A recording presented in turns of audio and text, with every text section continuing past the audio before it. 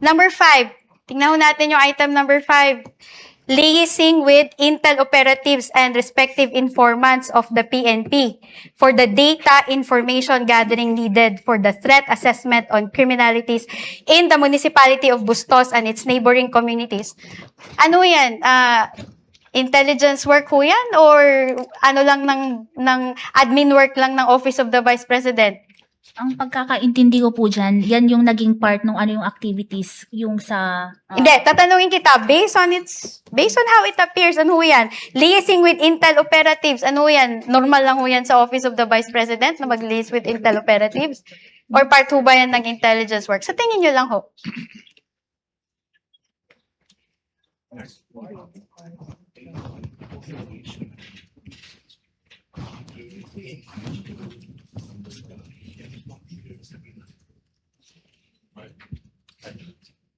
Papasok po siya sa intelligence gathering. Okay, salamat po. Number 7, intelligence fusion with for the threat assessment and situation update. Ano ho yan? Papasok ho yan sa intelligence or normal work lang yan ng OVP? Sa intelligence. Salamat po.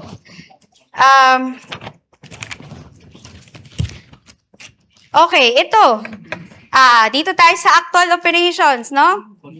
Profiling of participants who will be attending the event provided by organizers. Part 2 ba yan ng normal na function ng OVP?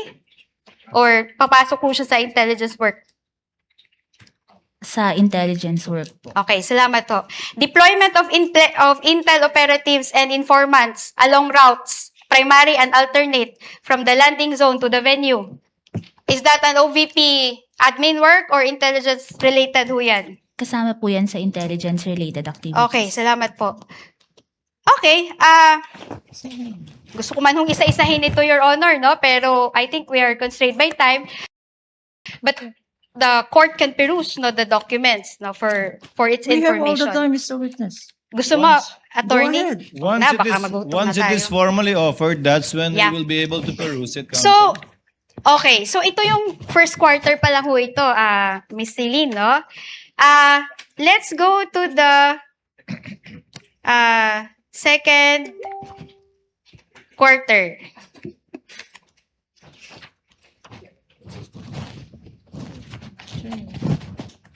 Okay. So, punta ho tayo sa second quarter ng 2023. Okay. It is covered by the same letter of Mr. La Chica. Okay. So, punta ho tayo dito sa title, no? By the way, Your Honor, this is marked as our Exhibit D-1-115-OVP-M. Okay. So, ang title ho nito ay Protective Intelligence Operations Report for the Engagements of Vice President Sara Z. Duterte, second quarter 2023. Now, punta ho tayo sa scope. Basahin ho natin, Miss Celine, no? This report, number 2, item 2, this report pertains to the narrative of events and accomplishments of VP-SPG in terms of protective intelligence operations during the engagements of Vice President Sara Z. Duterte for the second quarter of 2023. Tama ho ba yung binasa ko? Opo, tama po. Ay, salamat po. Narrative, number 4. The protective intelligence activities carried out in support of the Vice Presidential Security and Protection Group's protective security operations for the places of engagements of the Vice President Sara Duterte from April 1 to June 30 2023 are listed below. Sige ho. Letter A. Puntahan ho natin yung letter A, no? Yung caption ho niya, National Economic and Development Authority Social Development Committee. Cabinet level meeting. Do you see that? Opo, tama po. Okay. So, yung date covered po niya ay April 2 to 5, 2023. Tama ho ba? Opo.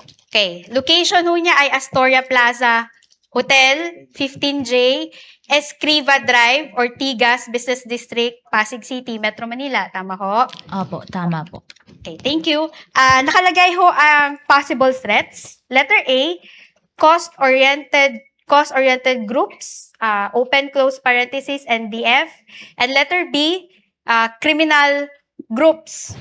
Nakita nyo ho ba yan? Opo. Okay. Number 4, detailed intel collection team, ICT. Tama po? Opo, tama po. So number 5, nakalagay na dito yung timeline of activities. No, as shown below, the timeline of activities for the engagement of the Vice President. Now, punta ho tayo sa number 3. Okay. Liaising with intel operatives and respective informants of the PNP for the data information gathering needed for the threat assessment on criminals in Pasig City and its neighboring communities. Ano ho ba yan? Administrative work lang ho ba yan ng OVP or part ho ba yan ng intel work? Tingin nyo ho. Intel work po. Okay.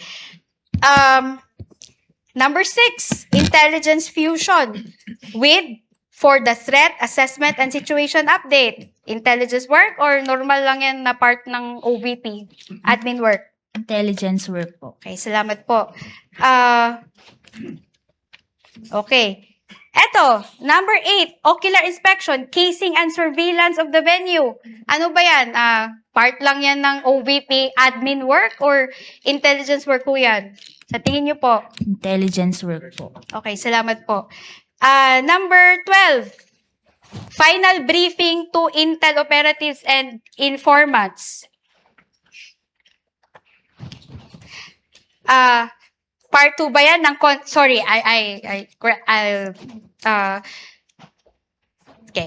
final briefing to intel operatives and informants, is that part of the confidential operations of the VP, OVP, or normal work lang yan ng OVP? Papasok po siya as confidential work. Okay, confidential work, no? So, actual operations. Ito, number 14.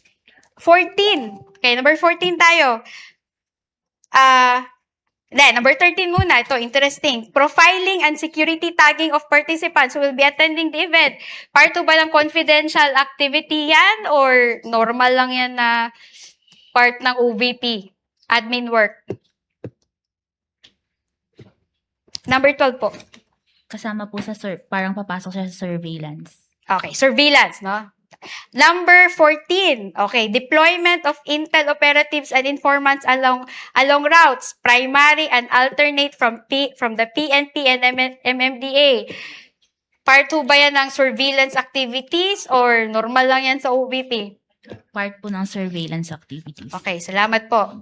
Number 16, provided intelligence coverage prior to the arrival, actual, and departure of the Vice President. Part 2 ba yan ng surveillance or normal lang yan sa OVP? Surveillance po. Okay, salamat. May nakalagay dito na post operations, no? Okay, number 18. Continuous collaboration with the intel operatives of Pasig City Police Office. Surveillance ba yan or normal lang na admin work yan ng Office of the Vice President? Surveillance po. Okay, salamat po. Sige. No. Meron pa tayong ibang nakalista ho dito which the Honorable Court can also peruse. Okay. So, punta ho tayo sa third quarter. Another letter to certification.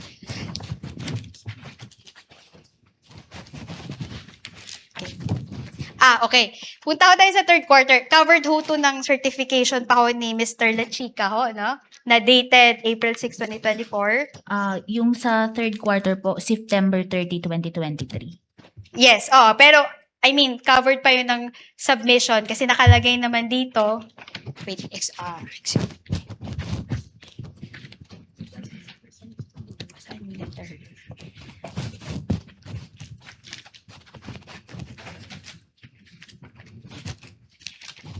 Excuse me lang, Your Honor. I will confirm with my counsel.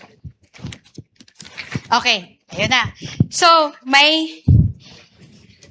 okay. may certification ho dito na sinabit si Mr. Dan Telachica dated September 30, 2023. Nakalagay ho dito, babasahin ko ho, si Lynn, okay lang? Opo. Sige, sabay tayo. Ano? This is to certify, Silene pala, sorry po. This is to certify that confidential activities such as surveillance and information gathering were performed in 122 areas during the third quarter of CY 2023, which enabled the team to prevent untoward incidents from transpiring during the engagements of the Vice President and in the implementation of the programs of the Office of the Vice President, including the establishment of 3 new satellite offices, Isabela in Cagayan, Valley, Bicol, and Barm, and the implementation of the OVP Libreng Sakay Program. Tama ho ba yung binabasa ko? Opo. Okay, so ito ho yung naging support niya, proof of success of the information gathering na sinabit ni Office of the Vice President. Tama ho? Opo, response po nila sa AUM for the third Salamat quarter. po. Your Honor, this has been marked as Exhibit D-1-116-OVP-B for the court's information. Now, may naka-attach ho dito na PIOR, no? Yun yung tawag natin doon, no? Protective Intelligence Operations Report for the engagements of Vice President Sara Z. Duterte for the third quarter of 2023. Okay, nakikita niyo ho ba yan? Opo. Your Honor, this has been marked as Exhibit D-1-116-OVP-C for the respondent. Now, tingnan ho natin yung scope again, Silene. No? This report pertains to the narrative of events and accomplishments of the VPSPG in terms of protective intelligence operations during the engagement of the Vice President Sara Z. Duterte for the third quarter CY 2023. Do you see that? Opo. Okay, salamat. Number 4, narrative.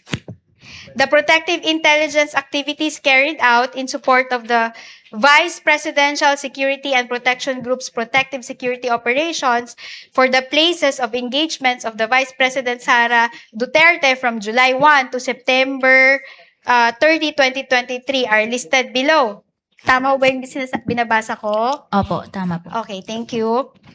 So letter A, may nakalagay ho doon, DPWH inauguration and opening of Davao City Coastal Bypass Project, Segment A.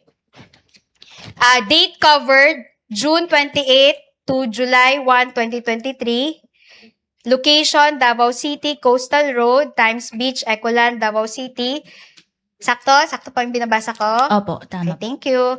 Probable threats, letter A, cause-oriented groups, open close parenthesis, NDF, and letter B, criminal groups. Tama po? Opo, Okay, tama. thank you. Number 4, detailed intel collection team, ICT4, tama po? Opo. Okay, number 5, timeline of activities, no? As shown below, the timeline of activities of the Vice President are as follows. So, tingnan natin yung number 4 kung magpo-fall po yan sa confidential or surveillance work, no?